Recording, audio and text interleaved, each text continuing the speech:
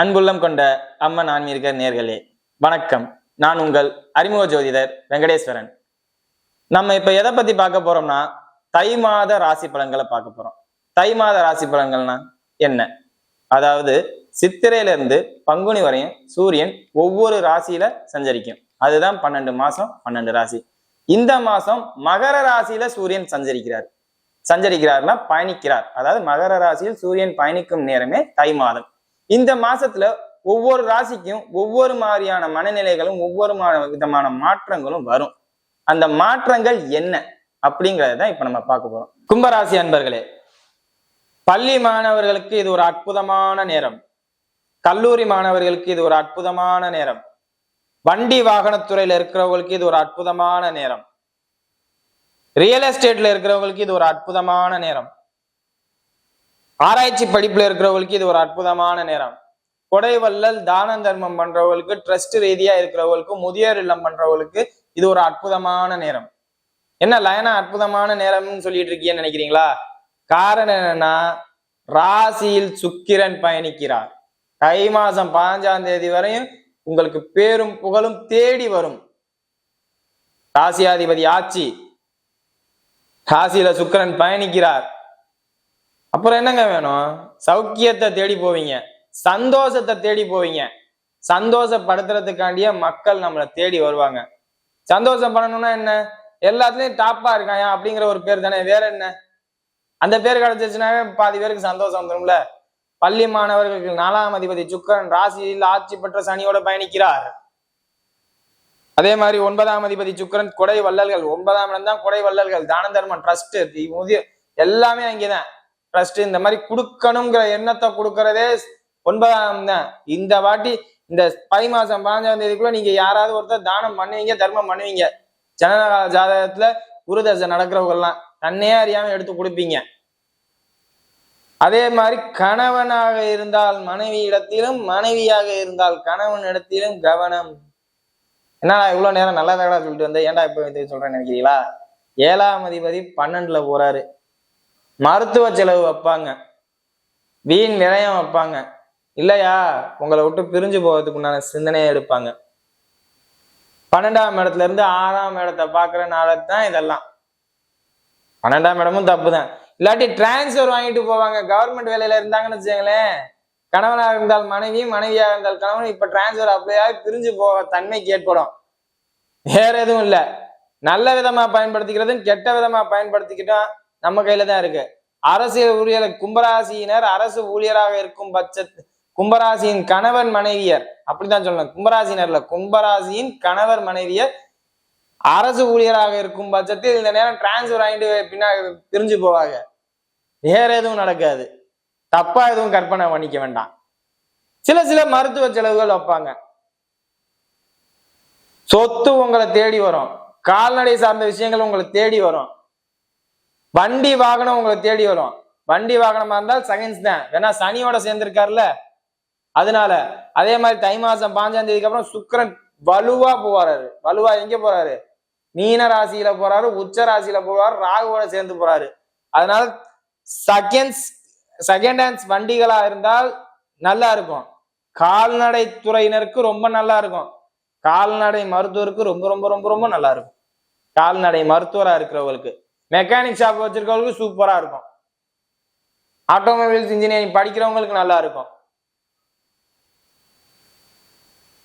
சொத்து ரீதியா பிரச்சனையில இருக்கும் பார்த்திருக்கீங்களா? பூர்வீக சொத்துல பிரச்சனை, அவங்களுக்கு இந்த நேரம் சாதகமா கேஸ் முடியும். வேணா ராசிக்கு 10ஆம் இடத்துல புதன் பயணிக்கிறாரு. அவர் இப்ப 11ஆம் இடத்துக்கு வரப்போறாரு. எப்ப? தை மாசம் 11ஆம் தேதிக்கு அப்புறம்.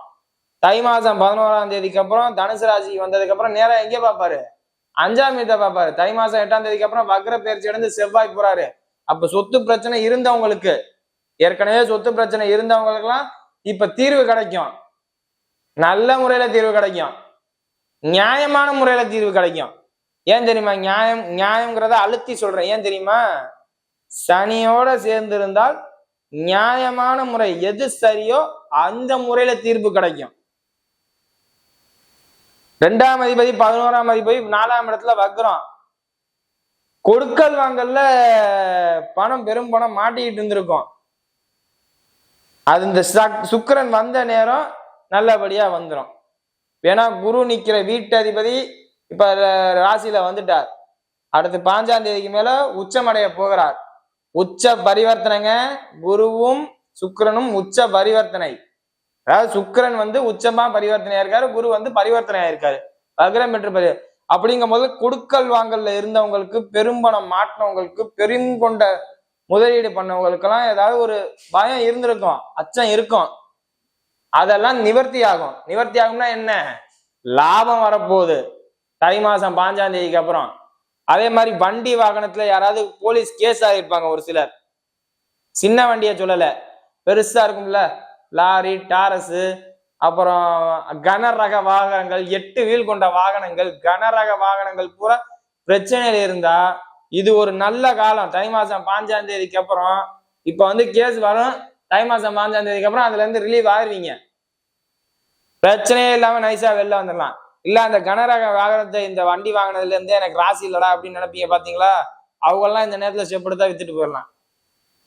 எனக்கு இது ராசி இல்லைன்னு நினைச்சீங்கன்னா அதை வித்துட்டு போயிடலாம். எனக்கு இது ராசின்னு நினைச்சீங்கன்னா அதை நீங்க வாங்கியும் போடுவீங்க. நீங்க வைக்கிறது அந்த இடத்துல சட்டங்கிற மாதிரி ஆகும். தொழில்துறையில சூப்பர். ஏன் தெரியுமா? 5ஆம் தேதிக்கு அப்புறம் சுக்கிரன் 9ஆம் அதிபதி உச்சநிலையை அடைய போகிறார். பணம் தேடி வரும். வியாபாரம் நடக்குதோ இல்லையோ, எப்பயோ கொடுத்த பணம் திரும்பி வரும். எப்பயோ எங்கேயோ யாருக்கிட்டயோ கொடுத்து மாட்டின விஷயம் வந்து இப்ப திரும்பி வரும். 11ஆம் இடத்துல புதன். மறைமுகமா உள்ள விஷயங்கள். மறைமுகமா உள்ள விஷயங்கள்னா என்ன? கொஞ்சம் இல்லீகல் ஆக்டிவிட்டிஸ், கவர்மெண்ட்டுக்கு எதிரான உள்ள வேலையை பார்க்கறவங்களுக்கு லாபம். எதிரான வேலையை பார்த்தவங்களுக்கு அவங்களுக்கு லாபம். ஏன்னா இப்படி இதை மட்டும் கொஞ்சம் தப்பா சொல்றேன்னு நினைக்காதீங்க. ஆனா எதிரான வேலையை வந்து அதிகாரமா சொன்னோம்னா நான் ஏதோ தப்பான ஜோசியம்னு சொல்லி விடுவாங்க. அதனாலதான் சொல்றேன். அரசாங்கத்தினரிடம் கவனம், அரசு ஊழியர்களிடம் இருந்து கவனம். ஏன்னா தப்பா அரசுக்கு எதிரான வேலையை செய்யறவங்களுக்கு இந்த நேரத்துல லாபம் தான், அதுல எந்த மாற்றமும் இல்லை. ஆனா அவங்களுக்கு கவனம், அரசாங்கத்து மூலியமா கவனம். ராசிக்கு 12ஆம் இடத்துல இருந்து சூரியன் போதில்ல, எச்சரிக்கை ரொம்ப முக்கியம். துணிச்சல் வரும். எத்தையும் செய்வோம், அப்படி பண்ணிவிடுவோம், இப்படி பண்ணிவிடுவோம் அப்படின்னு துணிச்சல் வரும். ஏன் தெரியுமா? 3ஆம் அதிபதி வக்ரமாயி தை மாசம் 8ஆம் தேதிக்குள்ள மிதுன ராசிக்குள்ள போறாரு. அந்த மிதுன ராசியை புதன் பார்க்கிறாரு. அரசுக்கு எதிரான வேலையை செய்ய தூண்டும். இதெல்லாம் போக வேண்டாம், வேண்டாம். அரசுக்கு எதிராக போய் நம்ம என்ன பண்ண போறோம்? அவங்களெல்லாம் எதுவுமே நம்மளால செய்ய முடியாது. அப்படிங்கும் போது அரசாங்கத்தை எடுத்து நம்ம என்ன பண்ண போறோம்? நம்ம பாட்டுக்கு நம்ம வேலையை பார்ப்போம். அவ்வளவுதான், சிம்பிள். மருத்துவத்துறையில இருக்கிறவங்க, அரசு வேலை எதிர்பார்த்துக்கிட்டு இருக்கவங்க, ப்ரொமோஷன் எதிர்பார்க்கவங்க கிடைக்குங்க. மருத்துவத்துறையில அரசு வேலையில இருந்தவங்க ப்ரொமோஷன் எதிர்பார்த்துக்கிட்டு இருந்தீங்கன்னா நிச்சயம் கிடைக்குங்க இந்த நேரத்துல உங்களுக்கு.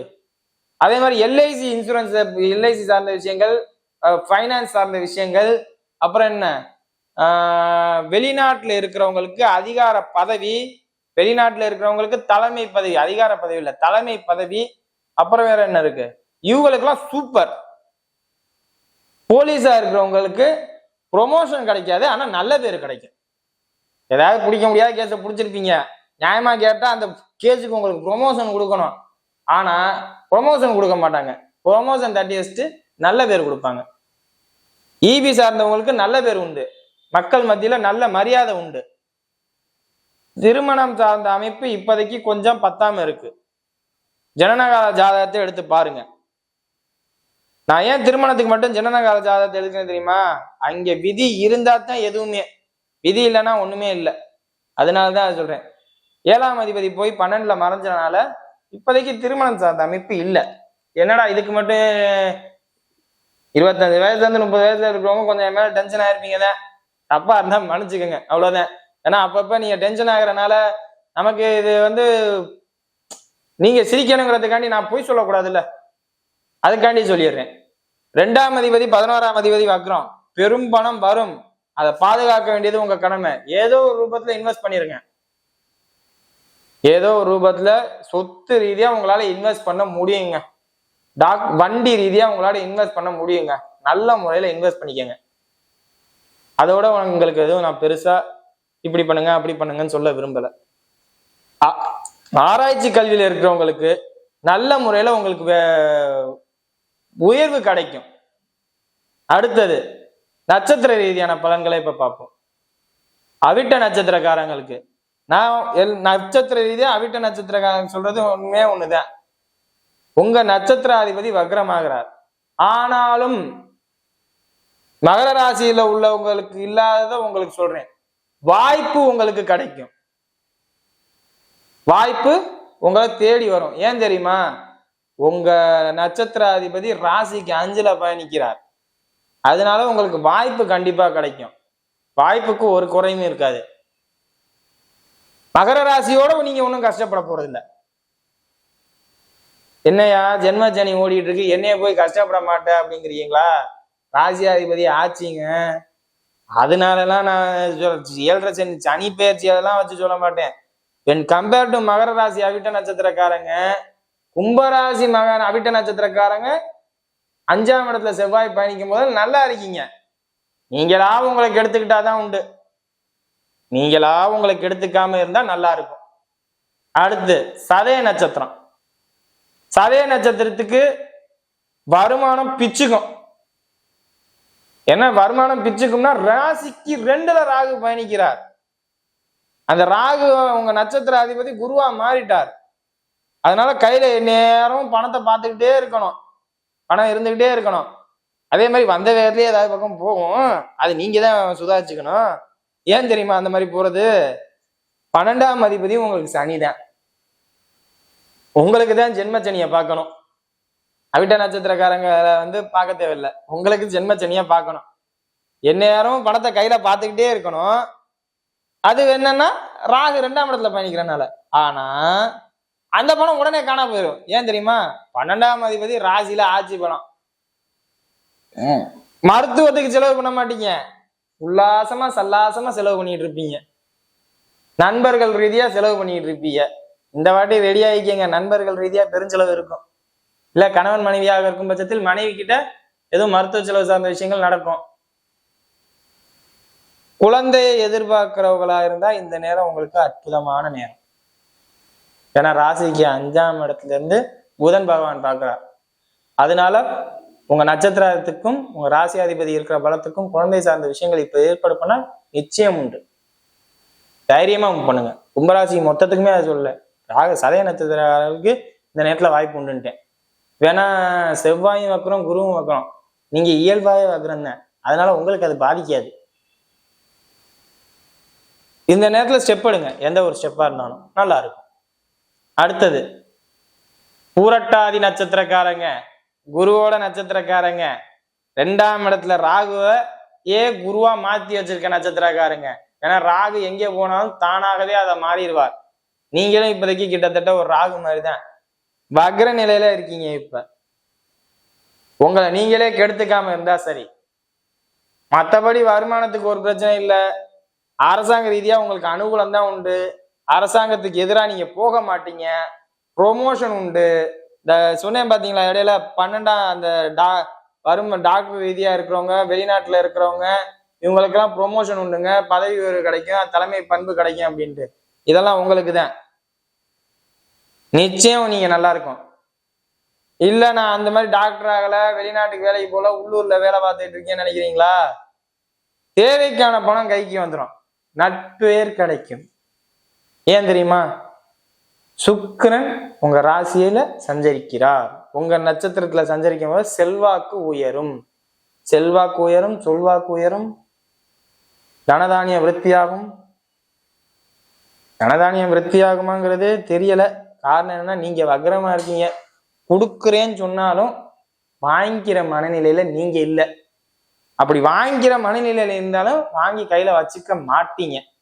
ஜனனகால ஜாதகத்தை எடுத்து பாருங்க, நல்லா இருக்கான்னு பார்த்துக்கிட்டு பண்ணுவோம். லாட்ரி யோகம் உங்களுக்கு நான் சொல்ல விரும்பல. காரணம் என்னன்னா, 8ஆம் இடத்துல கேது பயணிக்கிறார். 11ஆம் இடத்துல வர்ற புதன் வழியா வேணா சொல்றேன். தை மாசம் 5ஆம் தேதிக்கு அப்புறம் ஜனனகால ஜாதகத்துல விதி அமைப்பு இருக்கும் பட்சத்தில் முயற்சி செய்யுங்க. என்னை பொறுத்தவரை லாட்டரியே வேண்டாம், அது ஒரு கேம்லிங் மாதிரி தான். உங்களுக்கு கேம்லிங் ரீதியான இது ஒர்க் அவுட் ஆகாது. இருந்தாலும் ஆசைப்படுவீங்கல்ல, நமக்கு இந்த மாதிரி உழைக்காத பணம் வருமான்ட்டு, அதுக்கு சொல்றேன். வேலையாட்களிடம் எச்சரிக்கை. உங்களுக்கு கீழே வேலை பார்க்கறவங்கள்ட்ட இருந்து எச்சரிக்கையா இருங்க. ஏன் தெரியுமா? உங்க ராசிக்கு 6ஆம் அதிபதி சந்திரன் எந்நேரமும் ரோலிங்லேயே இருப்பார். ஜனனகால ஜாதகப்படி சந்திரனோட சனி ராசியாதிபதி இயங்கிறார். ரொம்ப தயிர் சாதமும் மாதிரி சோறும் தயிரும் மாதிரி பிணைஞ்சுக்குவீங்க. அப்படி பிணைஞ்சுக்கிறது தப்பு, ரிஸ்க்ல கொண்டு போய் விட்டுரும். அவங்க செய்யற தப்புக்கு நீங்க பதில் சொல்லணும்னு அவசியம் இல்லையே. அதனால கவனமா இருந்துக்கங்க. வீடியோ இப்போதான் ஃபர்ஸ்ட் டைம் பார்க்குறதா இருந்தா லைக் பண்ணுங்க, ஷேர் பண்ணுங்க, கமெண்ட் பண்ணுங்க. வேற எதுவும் ஜாதகம் பார்க்கணும், எழுதணும் அப்படின்னு ஆசைப்பட்டீங்கன்னா கீழே உள்ள நம்பருக்கு கான்டாக்ட் பண்ணுங்க. நன்றி.